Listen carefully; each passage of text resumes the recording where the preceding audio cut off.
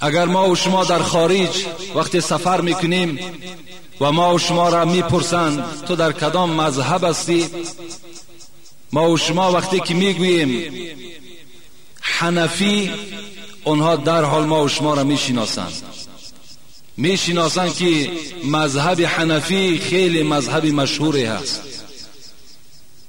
مشهوری او تا این اندازه رسیده است که تاجیکستان، ازبکستان، کرغیزستان، قزاقستان، ترکمنستان و ترکستان شرقی، این جانب افغانستان، پاکستان، هندوستان، بنگلادش، سوریه، ترکیه، عراق، همه اینا پیرو مذهب ابو حنیفه هستند. در جهان از همه مذاهب دیده مذهب ابو حنیفه را نفر زیاد است، زیرا این استاد مذاهب است. حضرت نام اصلیش نعمان بودند، ابن ثابت، ابن مرزبان هم تاریخ میگوید و ابن زوتا هم میگوید. باباشان زوتا از کابل بودند، یعنی در فارس نژاد بودن ابو حنیفه هیچ شک و شبهه نیست که حضرت فارس نژاد بودند. و خود ابو حنیفه در شهر کوفه عراق به دنیا آمدند. من میخواهم که کمی از تولد حضرت ابو حنیفه به شما حکایت میکنیم و بعداً فضیلت و ایشان به شما باز خبر میدهم.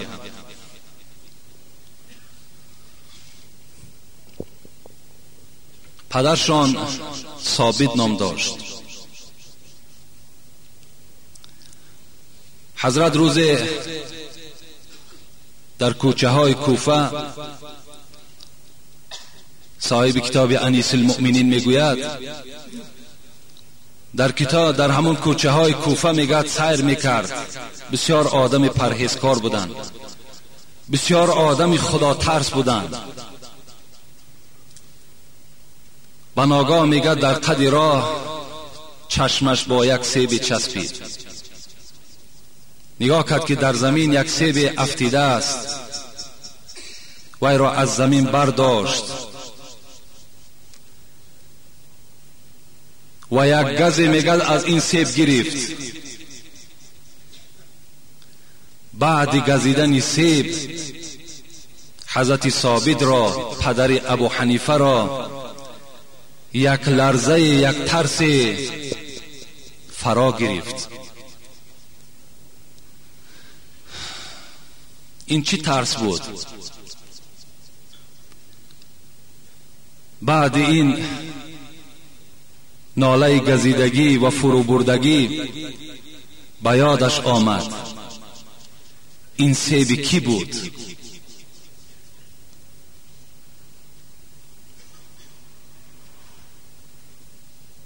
و حضرت خیلی ترسیدند که صاحب این سیب کی باشد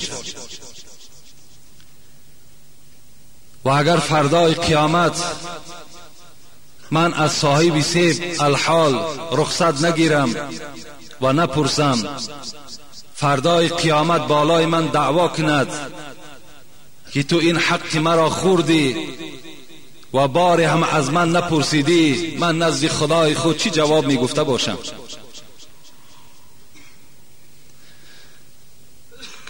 ان ابو هریره رضی الله عنه قال قال رسول الله صلی الله علیه و سلم اتدرون من المفلس.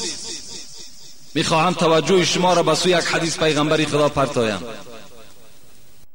ابو هریره میگوید از پیغمبر خدا روایت کردند که بر ما گفت آیا میدانید که مفلس کیست؟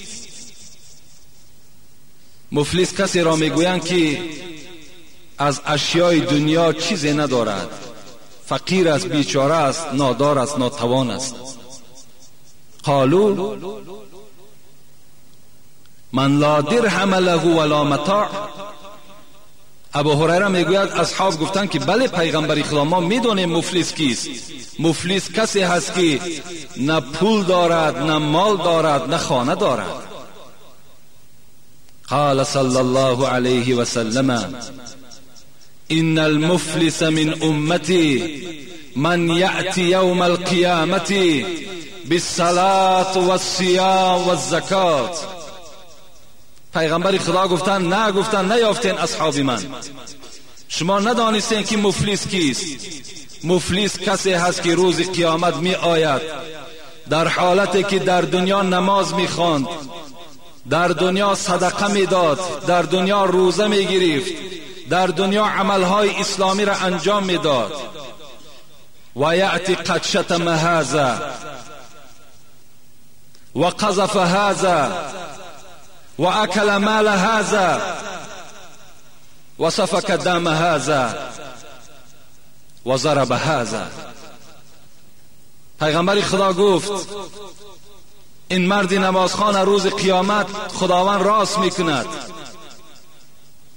و دیگر بندگانی که از دست این ظلم دیده بودن نزدش میآیند و به خدای خود مراجعت میکنند پروردگارا، این بنده مسلمان، این بنده نمازخوان، این بنده روزگیر، این بنده که زکات میداد، 5 وقت نمازی با جماعت میخواند، در دنیا مرا دشنام داده بود. پروردگارا این بنده در دنیا مرا تهمت کرده بود. باز دیگرش می آید این بنده ای که الحال پروردگارا راست کردی، این در دنیا مالی مرا خورده بود، از من نپرسیده بود.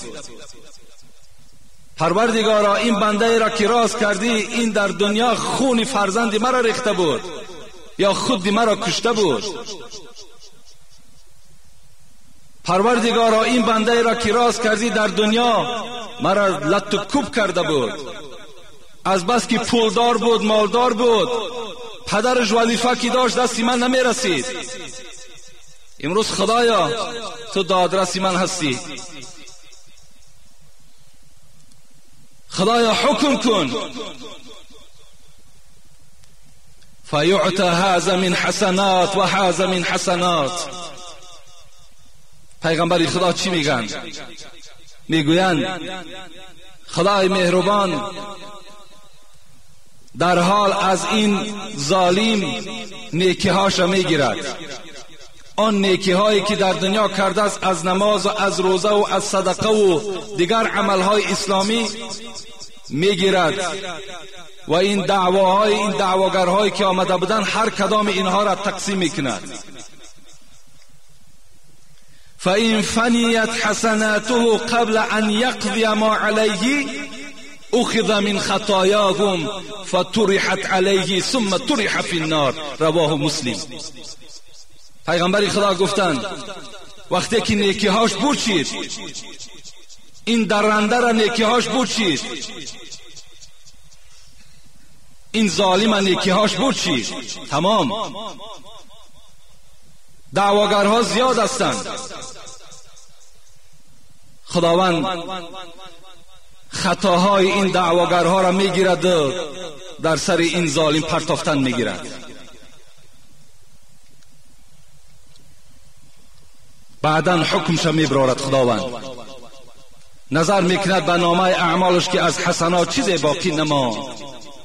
ثم طرح فی النار. ملائکه عذاب میگن این ظالم برده در دوزخ پرتایی. اینا مفلس میگویند. این حدیث برای چی من به شما خواندم؟ حضرت ثابت میدانستند که روز قیامت این حقی که من به اجازت صاحب او خوردم وای بالای من دعوا میکند، برای آنه که خودش را از این عذاب خلاص بگرداند، از این شرمندگی میدان قیامت خلاص بگرداند، خواست در همین دنیا از صاحب او عذر قبول کند. نظر کرد بر بالای سرش، دید که یک درخت پر از سیب است. فهمید که این درخت، این سیب از همین درخت است. صاحب باغ فریاد زد. صاحب باغ آمد، یک آدمی بیچاره احوال. گفت برادر عزیز، گفت ما همین سیب از همین درخت شما بوده است، تناول کردیم، یک گز گرفتیم، یک سیب نیم خورده در دست حضرت ثابت. از شما خواهش دارم که حقتان را ببخشید. من طاقت عذاب خدا را ندارم، زیرا خدای من در قرآن میگوید این بطش ربک لشدید. خداوند در روز قیامت وقتی که بنده را عذاب میکند بسیار سخت عذاب میکند. من طاقت او را ندارم. این باغبان گفتن که من یک مجیر هستم، من دستنگری صاحب همین باغبان هستم، این باغ از آن من نیست. صاحب این باغ خانه‌اش از این باغ تا خانه صاحب خانه یک شبانه روز راه است. حضرت ثابت گفتند، مایلش گفتند اگر هفته هم که باشد عذاب دنیاوی سهل است. سیب نیم خورده در دست و قدم زنان به سوی محله میگد همین رئیس باغ حرکت کردند.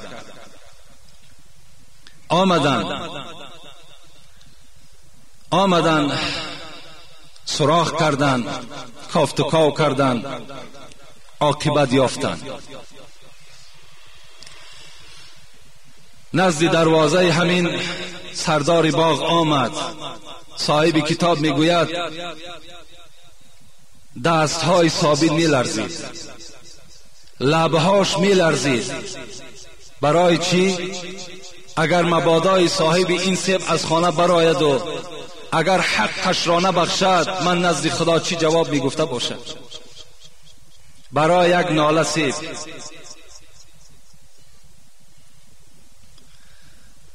در را تق تق کردند.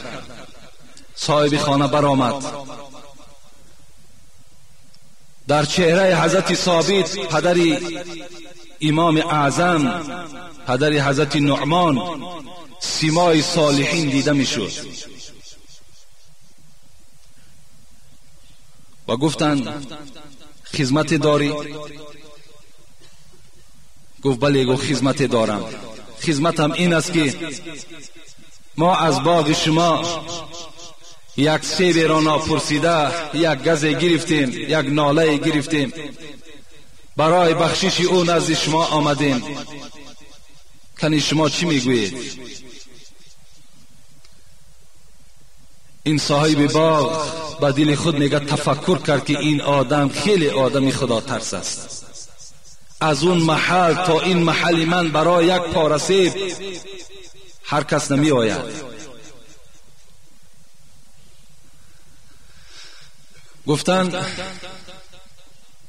شرطی دارم، اگر همین شرط مرا قبول کنی من تیار هستم که حق خودم را ببخشم. حضرت ثابت میگوید چنان یک غم مرا فرا گرفت که وقتی که این صاحب باغ شرط ماند، این شرط از ضرر خالی نیست، یگان ضرری هست، یگان مشکلات بالای من میارد، لکن من به همه این طاقت دارم. گفتن چی شرط است؟ مرحمت. گفتن من یک دختری دارم که این دختری من 3 کمبودی دارد. اگر همین دختری مرا در نکاح خود درآری من راضی هستم که حق خودم را میبخشم. حضرت ثابت تفکر کردن، گفتن اون قدر کاری نی. برای یک ناله سیبی که من گزیدم بالای او دخترش را برای من نکاح کرده دهد، این هیچ گرانی نیست، هیچ مشکلاتی نیست. پدر دختر گفتن پیش از آنه که نکاح تو با دختری من صورت گیرد، اولا من چند کمبودی های دخترم را برای تو بیان میکنم. یکم کمبودی این است که دختری من چشم بینا ندارد. دویم کمبودی که دختری من دارد، قدم زدن نمیتواند، پایهای وی کار نمی کنند، فلج است. و سوم عیبی که دارد، گنگ است، سخن را نمیشنود. حضرت ثابت گفتی صاحب کتاب که گویا که یک کوه وزنین در پشت او بار کرده باشد.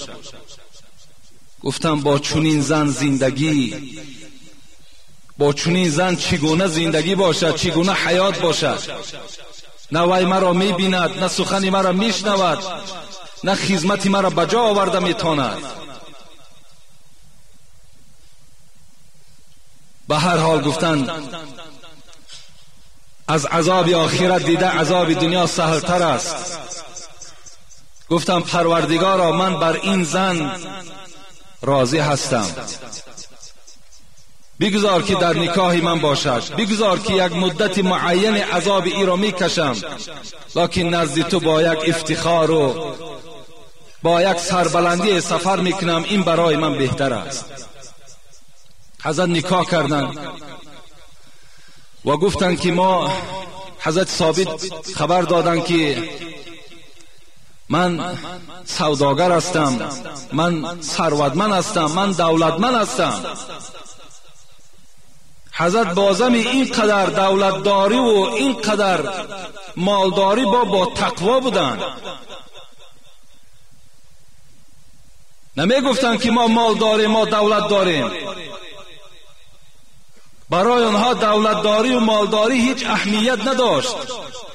اهمیت کلام فقط خدا ترسی داشت و بس.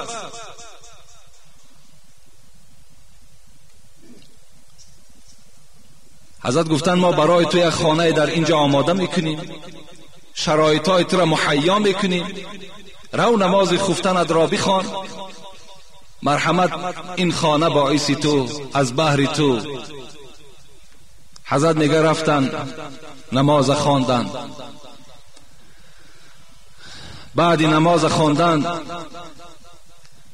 وقتی به سوی خانه این زن می آمد که الک نکاح صورت گرفته بود، میگوید تماما پایهای حضرت ثابت کار نمی کرد، هیچ غیرتی نمی کرد که به سوی این خانه بیاید که این گونه زن وی را منتظر است.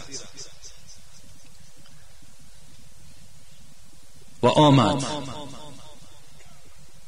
آمد نگاه کرد، پدر دختر نزد دروازه منتظر و گفت، ثابت گفت اون خانه ای که میبینی شمع فروزان است، اون منتظر توست. حضرت میگه رفتن نزد در. همه این سزای یک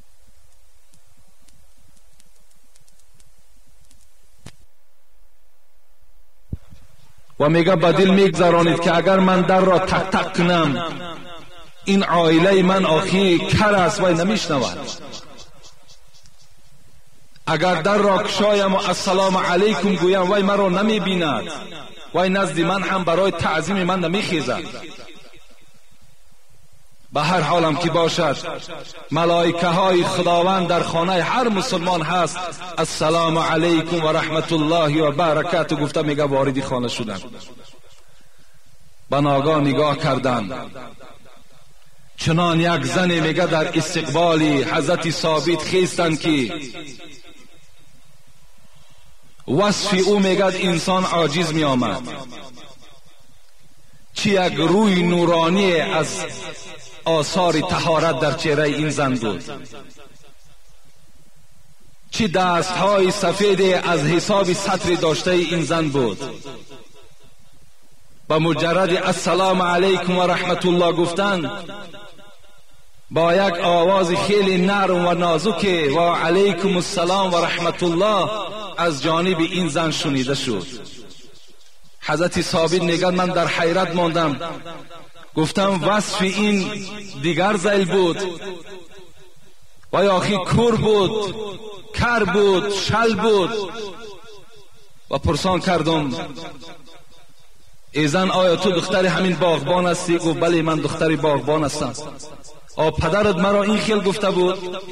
گفت بله من همان ذیل هستم. پدر من از روی حکمت به شما سخن گفت. من کور هستم، والله که چشم من هیچ مردی بیگانه را دیدگی نیست، از این خاطر من کور هستم و این چشمهای من به سوی حرام کرده های خدا نظر کردگی نیست. و من شل هستم. شلی من معناش ای است که در تویها من رقص و بازی نکردم، با مردهای فاسق من کتف با کتف مانده و رقص نکردم. این پایه های من بجز از این خانه پدرم بیرون دیگر جا را دیدگی نیست. و من کر هستم. مقصد از کری من این است که من سخنی بی معنی را بجز آیت قرآن دیگر شنیدگی نیستم.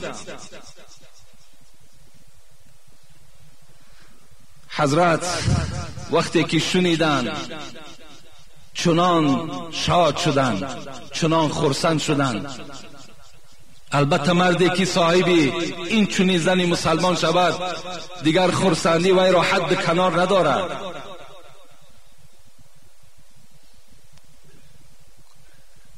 به نهایت خرسند شدند.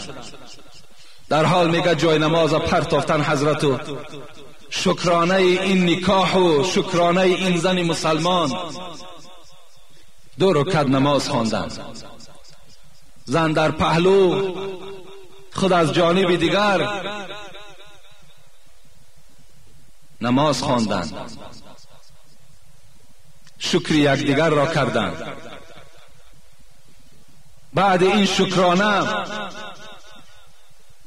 همخوابه شدند و بعد همخوابگی با این مادر ما و شما،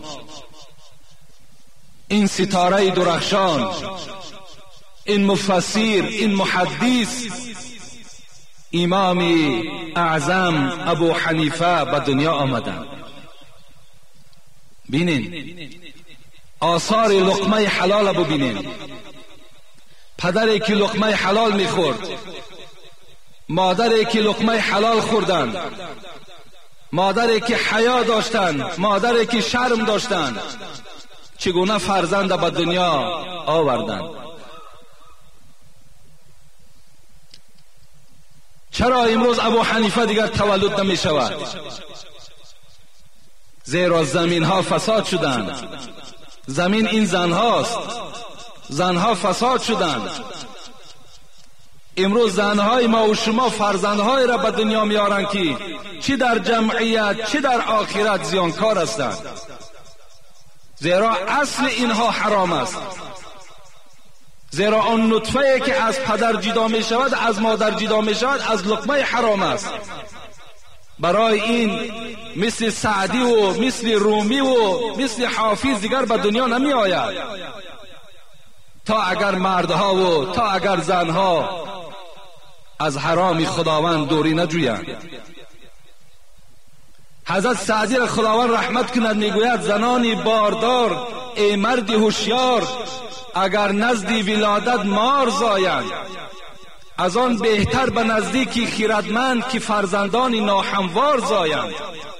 همین زنهایی که حامله دارند خدایا دعا کرده است که مار بزایند، از او یک فرزند ناهموار تولد میکنند.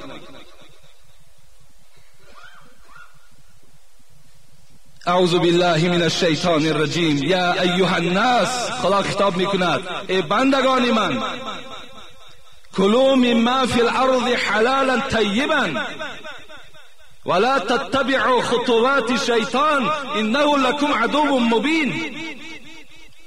سوره بقره. ای بندگان من در روی دنیا حلال کرده خیلی زیاد دارم، شما از حلالهای من خورید، از حلالهای من استفاده کنید. ولا تتبعوا خطوات شیطان، شما پیرو شیطان نشوید.